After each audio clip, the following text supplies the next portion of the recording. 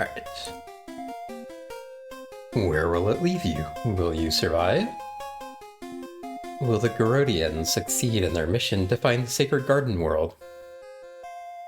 Well, isn't this just peachy?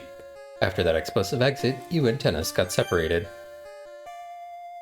Now you're stuck on some desolate foreign world, wondering where Tennis ended up.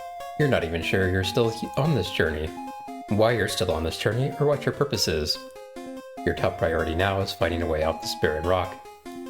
Once you do, will you hitch a ride back to your home planet, or charge headfirst into the den of dastardly Garodians? Better start exploring. To the far east you see a strange-looking rock. To the south, a sizable crater. The world you find yourself in is barren as far as the eye can see.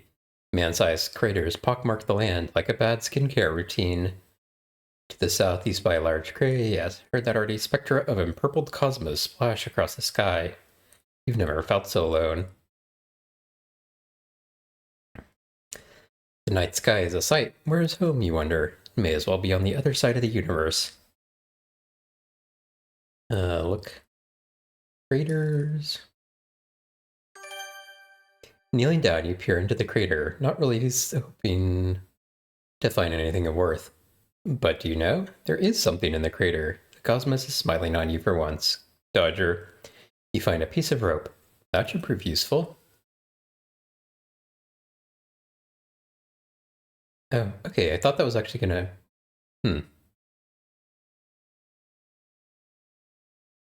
What the heck? Is that a pizza? I was expecting... So that was weird, because it said there's a large crater to the south. But then when I looked in crater, as I was trying to think of looking in these small ones, but then the way it described it sounded like it was looking in the only one crater. But so I was wondering if there was no, I was wondering if that quote unquote large crater to the south was like this thing right here. But apparently not. Okay. You've arrived at the crater and spotted from a distance. You spotted from a distance. It is ringed by tall crystals. Deep, unnatural-looking crevices are found at its center. There's also a pizza box lying around. There's a pizza box lying around. Sus. But hey, food is food.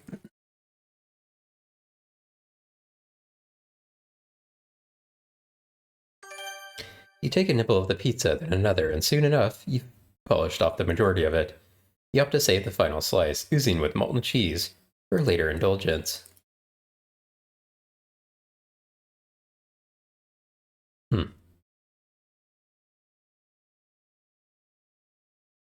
Look, what does this say again? Look crevices, look crater.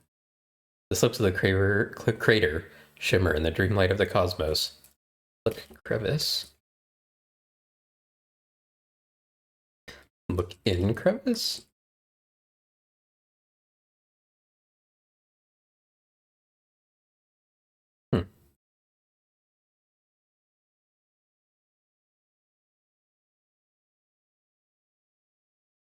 Enter crevice? Okay, look crystal. Like a hole in the ground to which the water surges, the crystals seem to drink in the light from one end, then discharge it in a concentrated spillage of hot green luminescence from the other. Crystal. Pizza and rope. Put pizza in crevice. Use pizza with crystal. I can go south or east from here. Oh. Well, you've stumbled into a real hotspot. Looks like that crystal is acting as a cosmic lens, sucking all the light from the universe and shooting it back as a stream of hot green goo. Time to find some shades. But hey, it might really bring out a nice tan on your face. Interesting. That's the first time I've walked onto something that had some effect. Melt pizza. Use pizza with light. Use pizza with steam. Okay, what does this actually say here? Green goo for stream.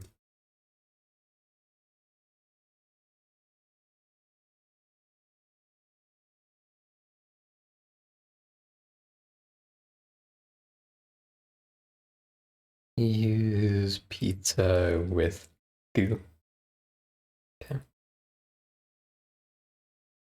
I need to like heat something up or light something up, sure.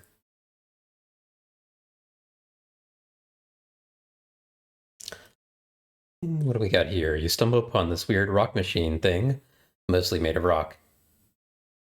Right at the front, there's this green lit slot, currently empty. The rocky machine has a green lit slot in the middle, which is currently empty. Book slots. Open slot. Slot. Put pizza in slot. As you get near the rocky machine, it chimes in. Glue making machine activated. Oh, missing ingredient. Sticky stuff. Can't whip up glue without it. Gotta have that sticky material to make the magic happen. Yeah, tell me more about your sticky material that makes the magic happen.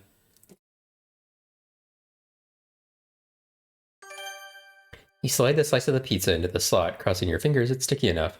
The machine takes in your pizza slice, and a mechanical churning sound fills the air. In no time, a bottle of glue pops out from the slot, and you grab it. What do you know? It's a bottle of super terrific Happy Glue, the most powerful glue on this side of the Big Bang. In fact, it's so powerful the glue has stuck to itself, creating a solid, rather useless, mass. Yeah, I wonder if I can go in any of the directions here. Doesn't look like it. Presumably I can melt the glue over here. There's a, there would have been a really good chance that like I never walked in this at all.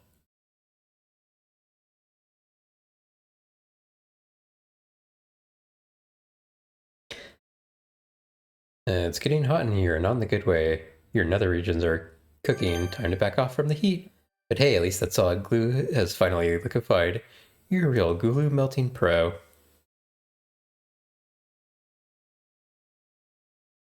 Don't know what I want to do with this. Oh, wait. I do know what I want to do with this. Put rope in crevice. You could try tying the rope to something, such as one of the nearby crystals, but it's not long enough to then reach in the bottom of the hole. Glue rope.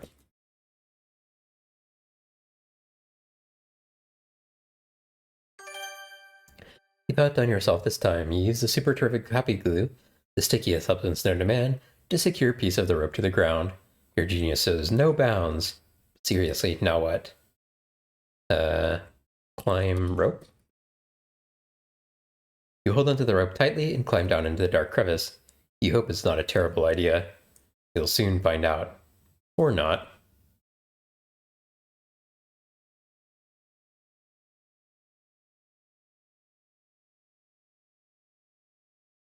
You find yourself in a cave. From the north, immense light is being generated by a machine. Nearby, a man sits on the floor with a radiant crystal ball in front of him. He barely minds your existence. The man barely minds you. He only pays heed to his crystal ball. You can't help but think he looks like an older version of yourself. That's crazy, you tell yourself, and then dismiss the thought. You see nothing special in the radiant crystal ball. As you explore the hole, you unexpectedly come across a man at the bottom. He greets you, and for a few seconds his eyes are lifeless before they suddenly fill with awareness. He tells you that he hasn't seen another person in a very long time. Out of curiosity, you ask him how he ended up in this world. His story is chilling. He explains that he is the last of the Garodians, a race of conquerors who scoured the galaxy in search of relics left behind by the Margdonians, a godlike ancient race known for creating beautiful worlds filled with treasure, which they called garden worlds. Unfortunately, the Garodians' zeal for finding these garden worlds was their downfall. They lived only to conquer and loot, racing to the darkest corners of space in pursuit of these fabled worlds. But in the end, their single-minded focus wasn't enough to sustain them, and their civilization began to unravel. In an effort to escape the chaos that ensued, the man sought solitude on this world. Ironically, it was here that he discovered a relic of Margonians, a machine capable of doing marvelous things. He tried to study it for many years, but made little progress. The only result of his hard work was a crystal ball, a product created by the machine. From time to time, the ball shows him what his life could have been like had he not spent it chasing the long-gone Margonians. Greedily desiring their relics, he realizes that he could have had a family and loved them deeply. Wow, okay. He asks the man if he remembers how to operate the machine. He tells you that he barely remembers, as it was so long ago.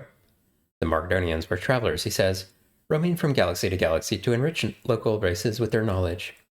He goes on to explain that in order to study the machine's secrets, you'll first have to let it teach you the way of the traveler, and then follow it.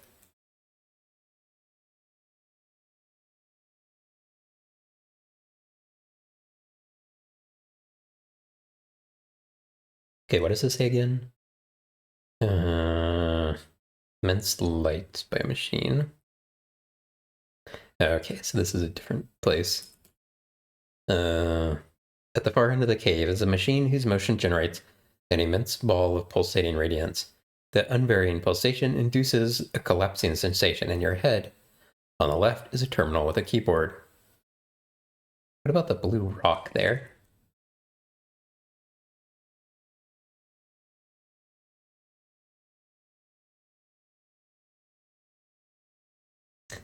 Use terminal.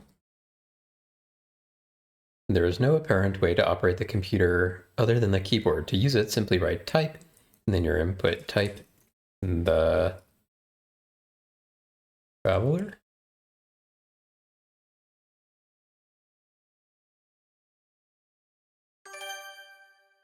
You type your query, and a moment later, the following message appears on the screen. The way of the traveler is stargazing. Wisdom is born in the dreams of the stars. Go now, acquire yours. Look, machine. The purpose of the machine at the center of the room is unknown to you. Other than the bright light it generates, there is also a faint humming sound, almost like electricity. Look, star. Look, light.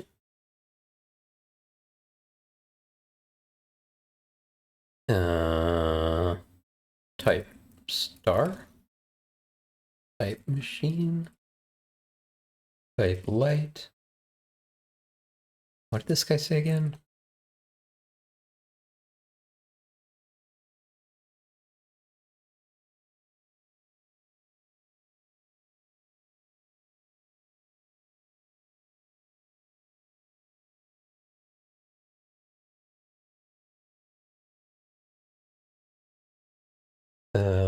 Look, stars.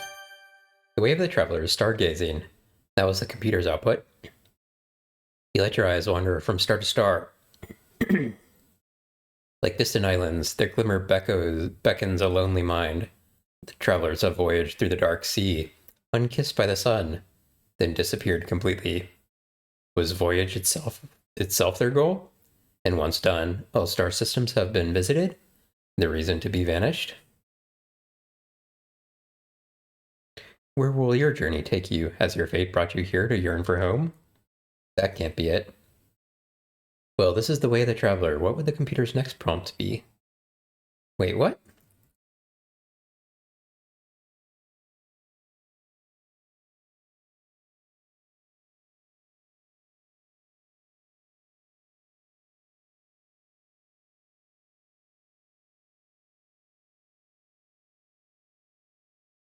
Voyage, star, home?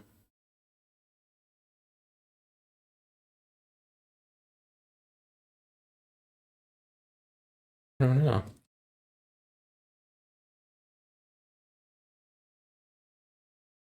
Oh, the man calls you over. Once you let go of the rope, he tells you that after performing the ritual of the stargazing, the sentient machine will open up to you. Apparently, it's a particle generator capable of creating every conceivable elementary particle.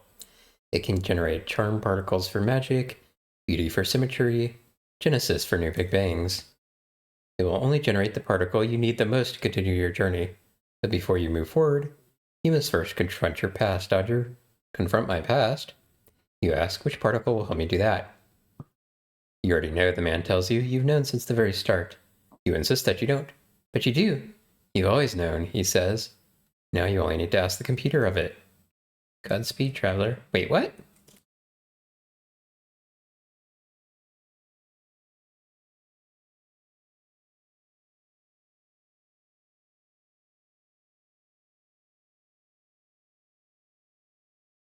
Tachyon? Dreams?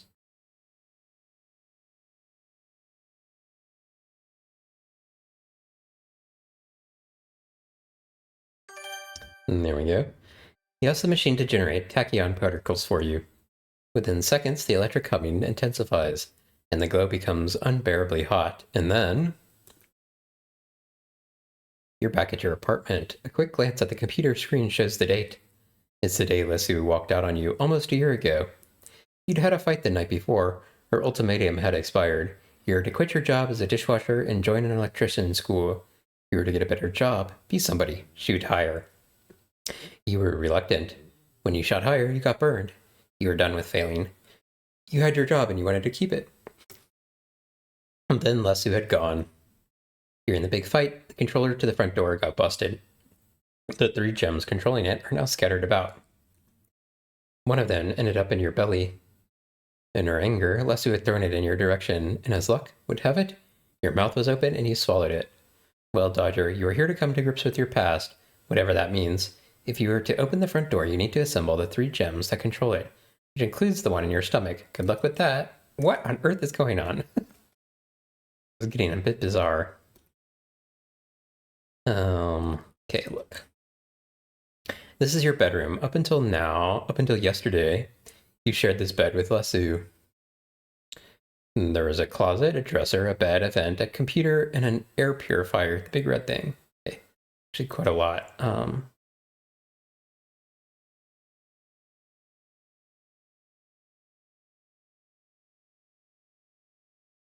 Let me check again. Okay, let's go with closet first.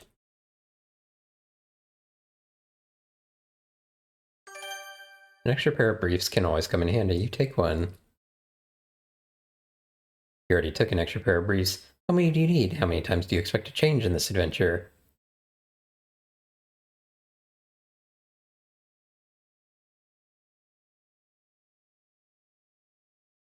Okay, dresser.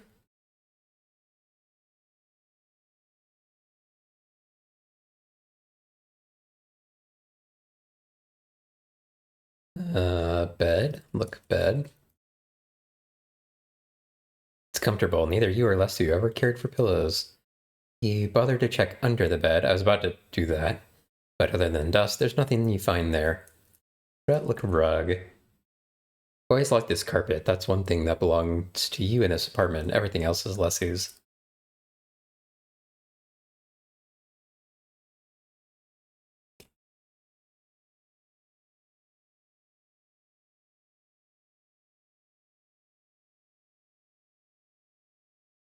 Wait, what did that say?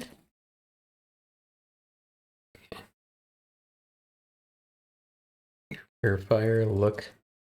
Purifier. The air purifier, the big bulbous red thing on the left wall, keeps the air clean and germ-free. Last night, in your big fight with Lesu, she had thrown one of the gems used in the front door control unit into the air purifier. Search purifier?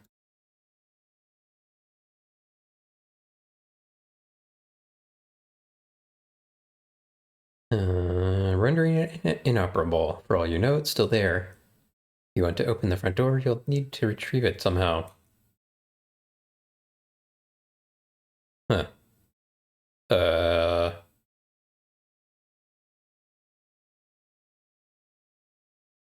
we'll check around here again.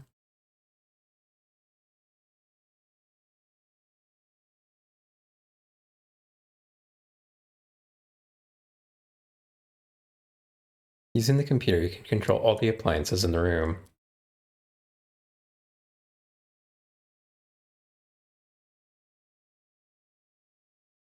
Stunning view. All your life you wanted a view of the park with the city looming behind. But with Leslie gone, you would not be able to pay next month's rent.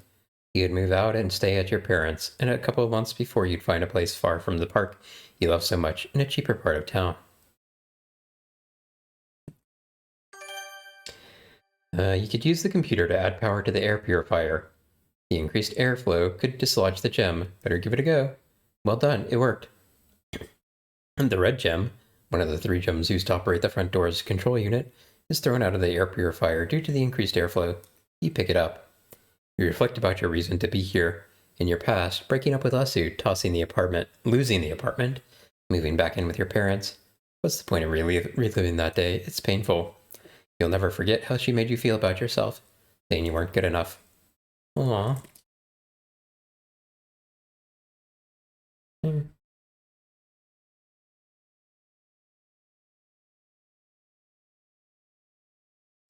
Use toilet.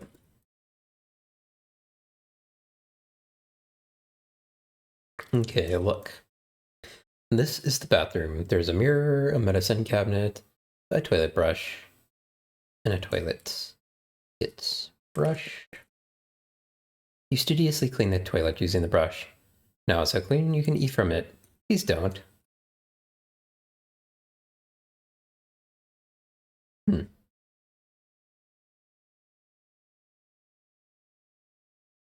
It's weird seeing yourself for the first time since the incident on the space stations. You become so unaccustomed to viewing your own image, it's as though you're staring into the face of a stranger.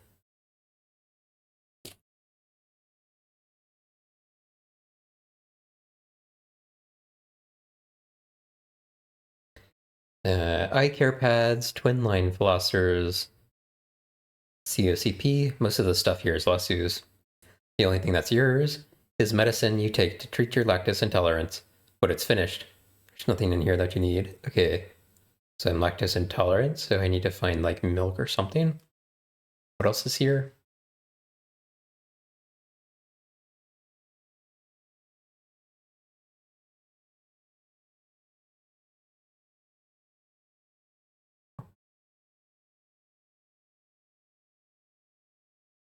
Is that like a window on the left side? That's just like a gray wall.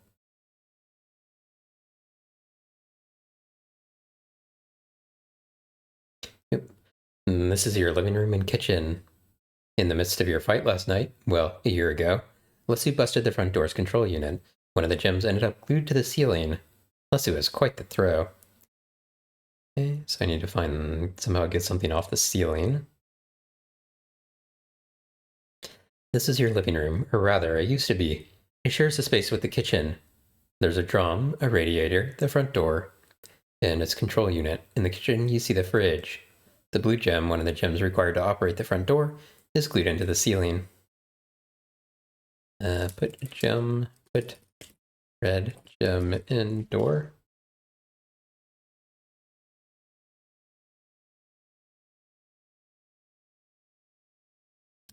And control unit. The control unit is missing its 3 gems. That's just a quirk of Nikki Industries. Everything they make has to be operated by gems. You'll not be able to open the door before you replace them. Put red gem in control unit. Okay. Look pictures. Leslie's paintings, as in, she painted them herself. She loved to paint the countryside. Look couch. You effortlessly picture Lesu on the couch reading a book, her head propped against a pillow. Reading was her favorite pastime activity. I don't know what this weird thing is here. Is that like part of the control unit or something else? Look radiator. Use it to heat up the room on cold days. Use radiator.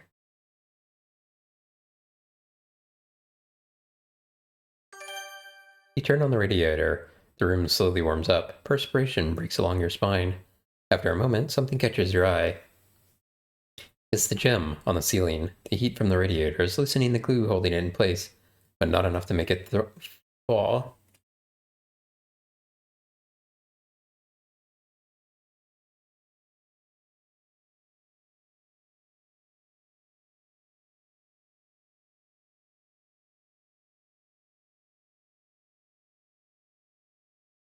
Turn up radiator.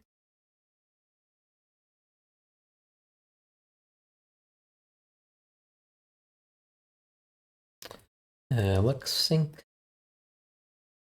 Empty. Look, cabinet. Drawers hold pots and pans. You don't really care for them at the present. Open cabinet. Fridge.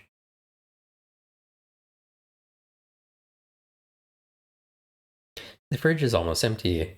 You hope for some chicken soup. There's one noteworthy item, a carton of buttermilk, which you would add to soups you would make for Lesu. She relished the thing. You, however, can't touch it on account of your lactose intolerance.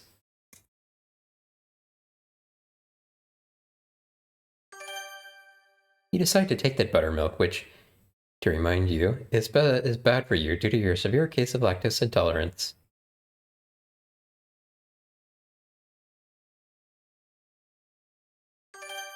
In a moment of pure insanity, you decide to chug a glass of buttermilk, like it's your last day on Earth. That's not wise, you know. Remember your intolerance?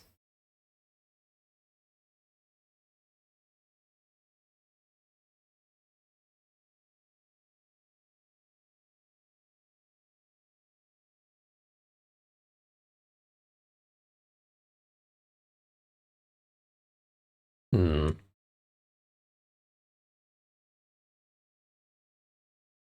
Oh, you must have lost your mind. Or maybe you're just feeling adventurous today. Either way, you take another sip of buttermilk. Despite the fact that your stomach is sending you urgent messages that it does not approve, you check down another mouthful of the creamy white liquid. Okay. May the lactose gods have mercy on your soul.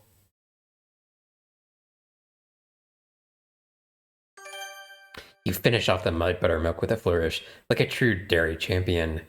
But little do you know, your victory is short lived. As soon as the last drop touches your tongue, your stomach lets out a loud growl that echoes through the room. Uh oh.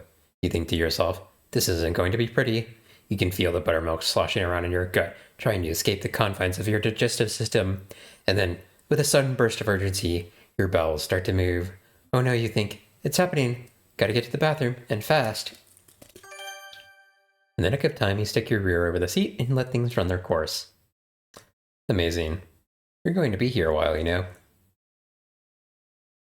Hold on a minute. Only half the image loaded. Let's give it another go. No peeking now. Ridiculous. Much better. At least now you can retrieve the green gem you swallowed last night. It's not going to be too bad. Passing it, that is. You have some experience in emptying your stomach of things that shouldn't be there. Like that one time in 5th grade when you wanted to prove you can keep a marble in your mouth while eating a popsicle and ended up swallowing both. Well, here it is. You hear the chink of the gem in the bowl. Congratulations, Dodger, you've done it again. You wash the gem to restore its green luster, and then wash it again and scrub your hands. You're now in possession of one of the gems of the front door's control unit. If anyone asks, you can say it came from a place north of Saturn and south of Neptune. I get it. Don't forget to change your underwear after this ordeal. You take a moment to reflect on this day you're reliving. You had so wanted to impress Lucy. You got a raise at work. You are now chief dishwasher. But she wasn't impressed. She wanted you to find a better job, take a course, get proficient at something better, which paid more. You said you would take that course. Join the electrician school she referred to, but she never did.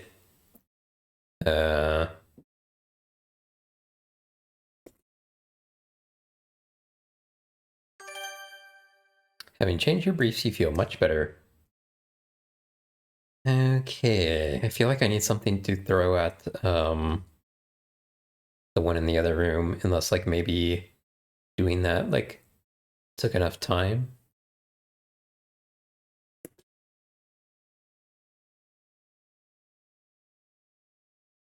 A little bit stuck here.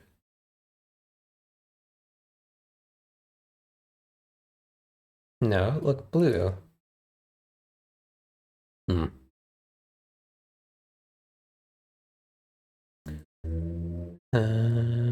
Okay, what do we think this thing is?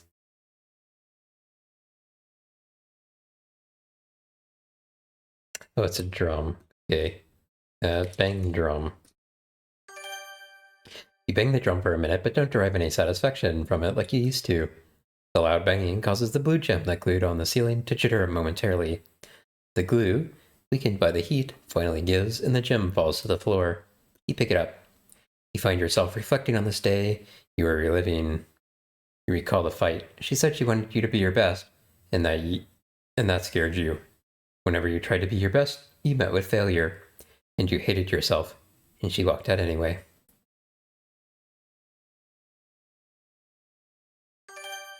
You insert all 3 gems into the control unit. Are you free of this apartment now, of your past? You were told you had to come to grips with your past to move forward. Well, have you? The only thing you can say for certain is that your time with Lesu was a miserable one. The realization is now cemented, there's no more doubt. She wanted you to be someone else, and you offered yourself. So that's that. You were always Dodger, and that's fine by you. Now go down the stairs absentmindedly. You go down the stairs absentmindedly. Now what? You're outside your apartment complex. A boutique cinema, medical clinic, and bar are nearby. That car's been chilling on the block since you moved in. It's practically part of the street decor at this point. Look, cinema. You were never too crazy about going there, all thanks to the oddball attendant they had.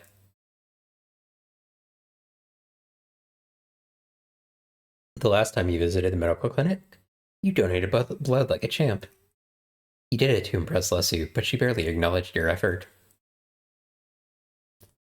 Ah, the bar. A couple beers in, and suddenly, you were a genius in particle physics. Fun times.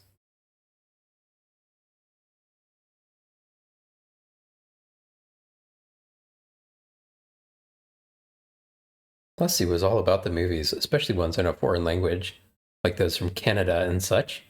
You, though, were more into hitting the bar.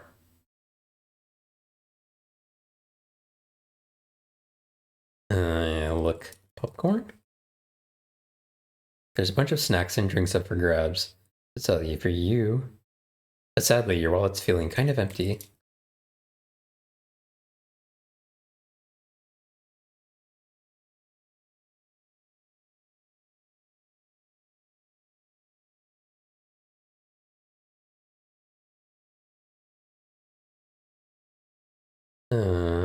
Talk to man.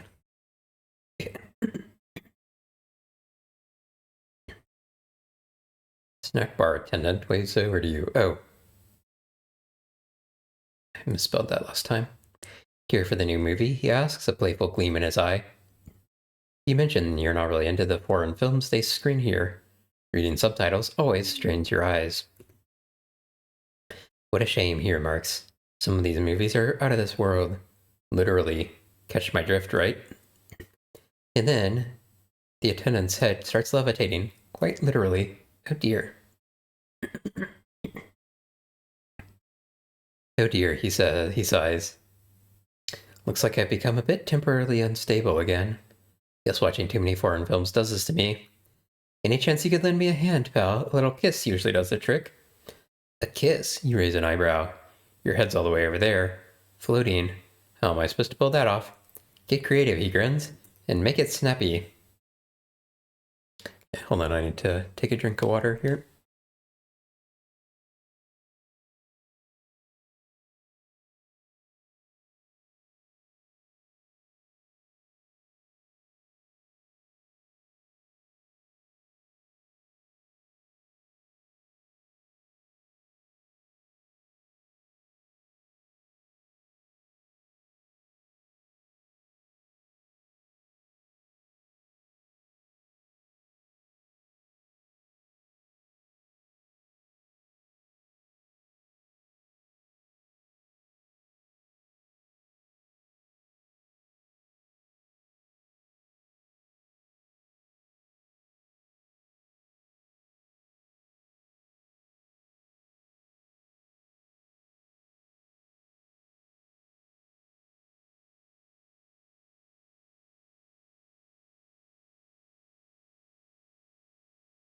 Okay.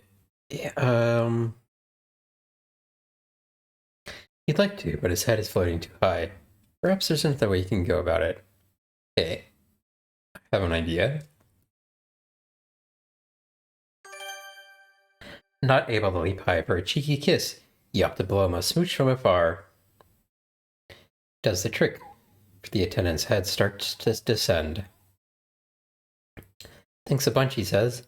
My head's back in place, but it seems I'm still wrestling with some temporal instability. Drats. Thanks for the smooch, he grins. My head's back where it belongs, but it looks like I'm still a bit temporarily unstable. Drats.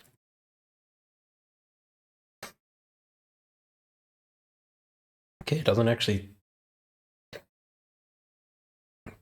give me any obvious hints about what to do.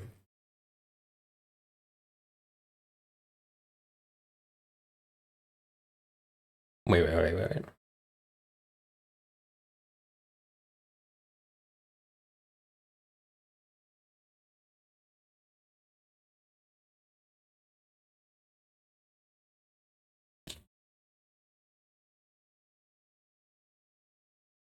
Hmm.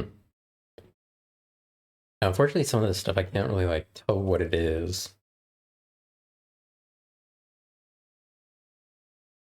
Hey, you can't go in there. That did $10.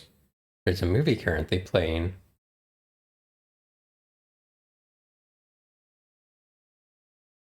Hmm.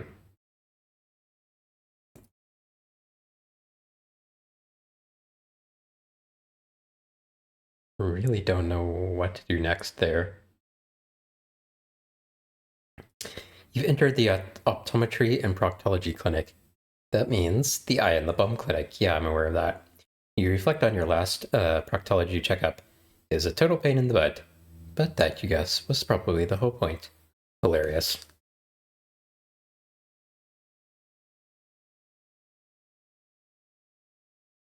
That's the local eye and bum clinic. You used to have yearly checkups here. There's a diploma and a number chart on the walls. There's also a medical bed and a computer to the right. Apparently, Dr. Seymour Butts graduated from Uranus School of Proctology. Somehow, that doesn't surprise you. Now, why on earth did I get points for that? Maybe I have to ask someone about Seymour?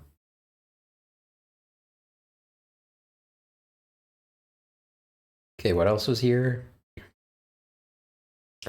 Look, chart. You've always had a blast figuring out the numbers on the chart. You're pretty good at it.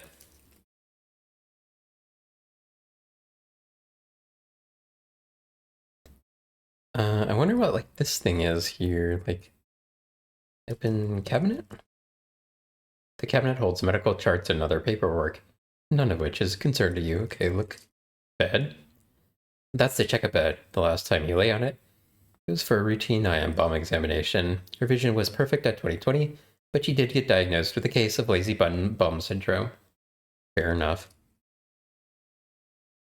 Looks like access to the computer is password protected, not by a password, but by a breakout game. I was about to say, I wonder if the password was something on his diploma, and that's why I got points for looking at it. But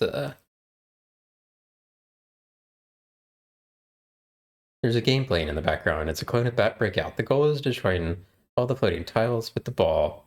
You control the paddle at the bottom. You decide to give it a spin. Oh my gosh, not more mini games.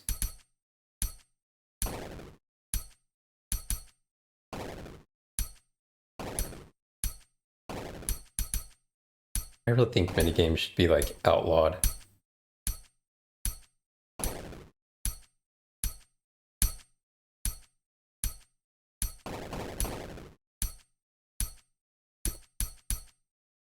Please? Damn it. Please? Way to go, Dodger. You beat the game. And as a bonus, successfully hacked the doctor's computer. Browsing through the files, he stumbled upon a snapshot of your bum from the last checkup. Now that's some unexpected loot. Man, look at that white bum. Is it made of milk or what? Anyhow, you catch sight of that tattoo you used to flaunt on the upper left cheek. Secret code for the bar. 1, 2, 3, 4. Sadly, you had to ditch it when you signed up for the space station gig. Okay, bizarre, but sure. Oops, wrong button.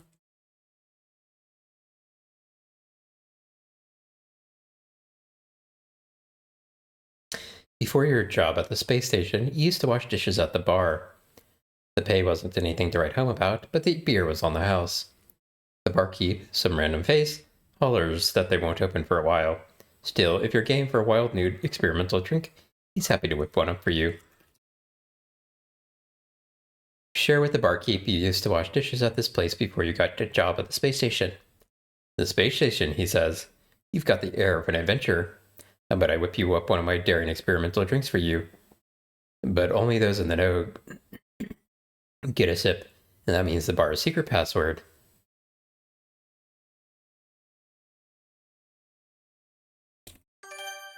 You tell the barkeep the password, and despite reservations, go along with his proposal and watch as he mixes different drinks in a glass, whipping up the so-called experimental drink. Not FDA approved, he quips with a smirk.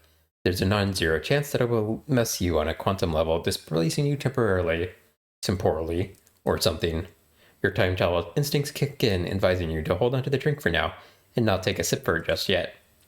I wondered if that's always going to be the case.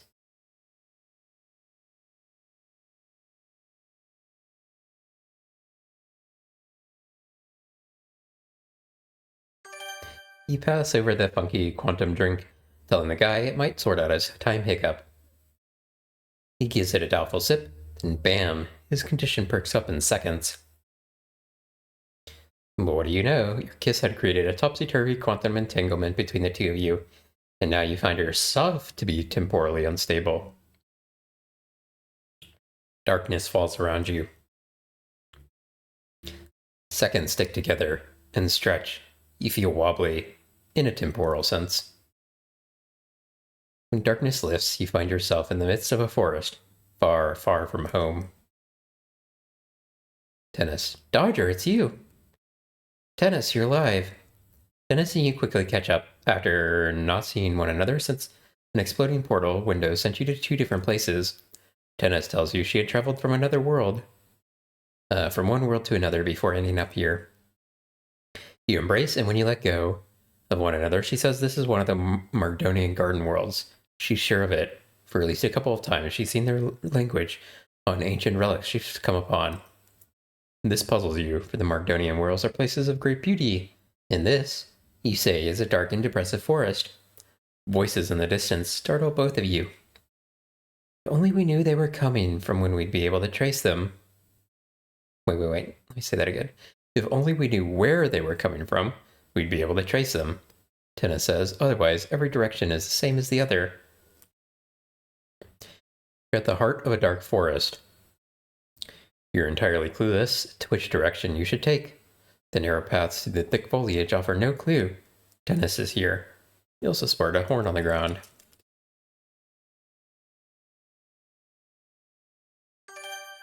You pick up the animal horn. It's still got some skin on it. The horn has one big opening on one side and a smaller one on the other.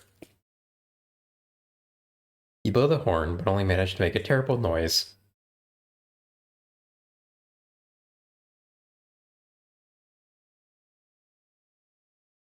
What did that say? Same thing. Okay, talk to Dennis. Tell Dennis about your adventure, even the painful memories. She tells you she's gone through a similar journey. Coincidence? No way of knowing. Concludes by saying she recently arrived at this world. Turns your attention to the strange chanting that sounds that come from far away. Unfortunately, they're... Oh, I have an idea. They are too faint for you to be able to tell which direction they're coming from. Listen with horn. You raise the horn to your ear and listen. The chanting is of 100 voices. In a language that sounds ancient and unfamiliar to you. The voices rise and fall, hypnotizing you, and you begin to follow them. Tennis trudges behind you. You follow the voices until you arrive at a clearing. They then stop at once. Your wandering has led you to a secret oasis of color. The colors are ethereal, like a mirage in the midst of a forest. This is it. We found it, Tennis tells you. You inquire what she means. She goes on to tell you this spot will bloom and engulf this dark world, transforming it into unique beauty. This world will become a garden world. You tell her you're not quite sure that conclusion is supported by the evidence. And the evidence itself, a tree and a couple of bushes, isn't much to go by. But Tennis is adamant. It's a very special place, blessed by the Markdonians. You ask her what the two of you should do. There's only one thing to do, really, she says. We must communicate with the Markdonians who have created this oasis of beauty. They think of themselves as gods, so there is really only one way to speak to them.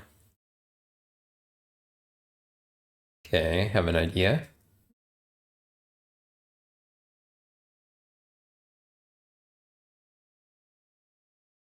This is a right approach, but you should pay attention to the details.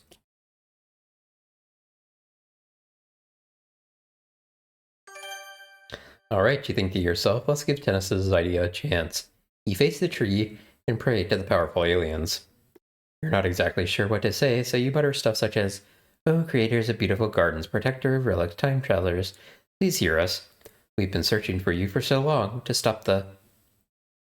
Well, I don't really recall, but I think it was supposed to help you fight against the Garodians or something, but I think I failed. No, Dodger and Tennis, you have not failed. Voice booms at you from the tree. You have traveled far, sacrificing your past lives to aid us. You've been selfless and tenacious. You have passed all our tests. Never could we have hoped for better guardians. We are leaving this web of worlds to travel to a place that is infinitely distant and very close.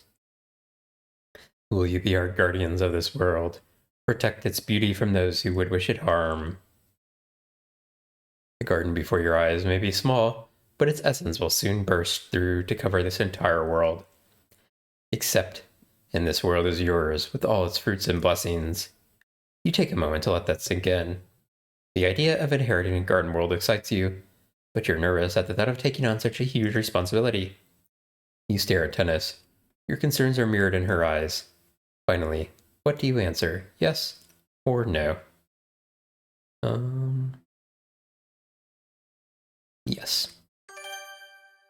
After a moment of contemplation, you make your decision. Yes, I will stay here. You feel Tennis's hand slip into yours. I will stay here too, she says. You can't help but smile and gaze around and wonder at this beautiful place that you now call home. This patch of color will grow to engulf the whole planet. You're grateful for the opportunity to love and cherish this new world as its chosen guardians. So be it, the voice says. Dodger and Tennis, you are our chosen guardians. Relish your presence here and love this world, for it's a labor of love. We will meet again a long time from now. Farewell. And with that, the voice is gone, leaving you and Tennis alone in the world. Well, you say, better build a fire. Unexpectedly, Tennis embraces you. Holding you close, you feel a sense of peace and contentment wash over you, knowing that you have a special place in this world and in her heart. Your long journey has finally come to an end. Ah, I didn't get all the points.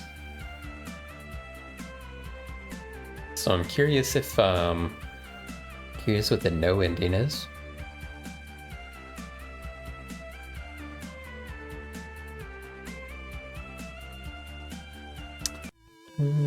Hold on.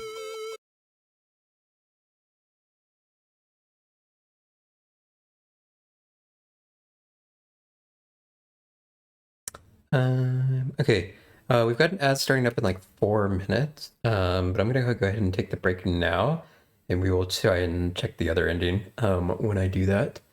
And I will be right back. Hold on, what did I actually do here? Pray to Mardonians.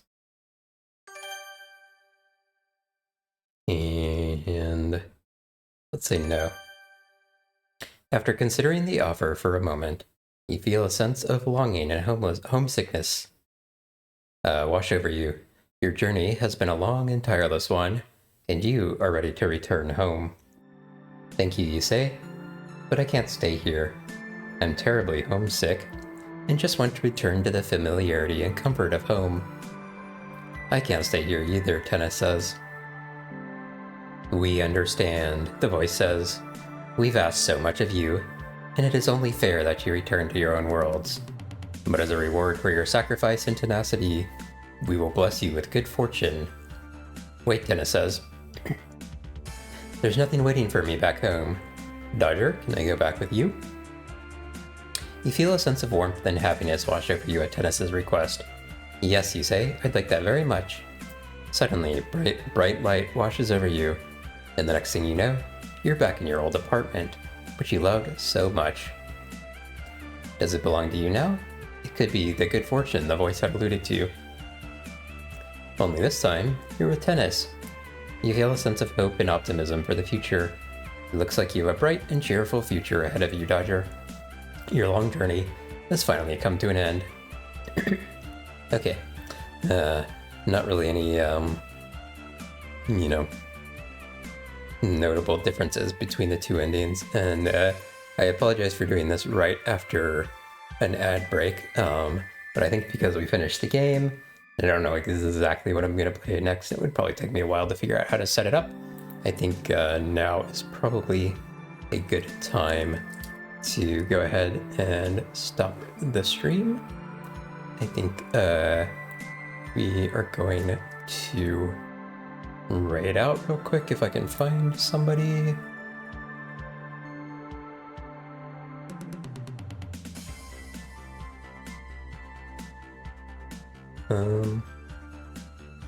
Yeah, give me like just a few seconds here and listen to the music. I want to wait for the ad that I'm seeing in the place I'm raiding to go away.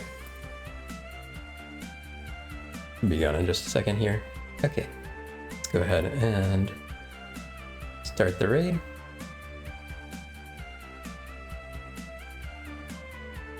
Alright, thanks everybody for watching, and I will see you guys definitely